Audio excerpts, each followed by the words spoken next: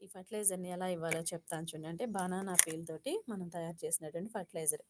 ఇప్పుడు ఈ ఫర్టిలైజర్‌ని నేను ఎక్కువ రోజులు ఫర్మెంటేషన్ చేస్తానండి. ఇప్పుడు ఈ వరకు ఎలా ఇవ్వాలో చూపిస్తున్నాను చూడండి. ఆల్రెడీ ఇందులోనికి నార్మల్ వాటర్‌ని తీసుకున్నాను. అందులోనికి ఈ ఫర్మెంటేషన్ అయినటువంటి అరటికాయ తొక్కలు కొన్నే పోస్తున్నానండి. కొంచెమే అంతే. అంటే ఈ మొక్క మందం మీకు చూపిస్తున్నాను. తర్వాత వీటన్నిటిని స్ట్రెయిన్ చేసి మిగిలిన మొక్కలకు కూడా ఇచ్చేస్తాను. ఇప్పుడు ఈ ఈ తొక్కలున్నాయి కదా! వీటిని మళ్ళీ ఫర్మెంటేషన్ చేసేస్తా. అలా వదిలేస్తాను.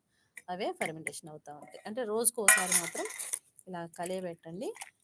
కలియబెడుతూ ఉండండి. అలాగే, అలాగే మూతను పెట్టండి కంపల్సరీగా. లేదంటే మనకి ఈగలు, చిన్న చిన్న ఫ్రూట్ ఫ్లైస్ అవి వచ్చి గుడ్లు పెట్టేస్తాయి. ఓకే అండి. ఇంక ఇప్పుడు చూసారు కదా! ఇది ఫర్టిలైజర్ అనమాట. జీరో కాస్ట్ ఫర్టిలైజర్ అండి. మనకి ఎక్కువ ఖర్చు కూడా అవ్వలేదు కదా! చూడండి. ఈ ఐడియా మీకు నచ్చిందనుకుంటే తప్పకుండా లైక్ ఇవ్వండి. ఇప్పుడు ఈ ఫర్టిలైజర్ నీళ్ళని అలా మొక్క మొదట్లో పోసేయటమేనండి చక్కగా. చూడండి. ఇలా పోసేసామంటే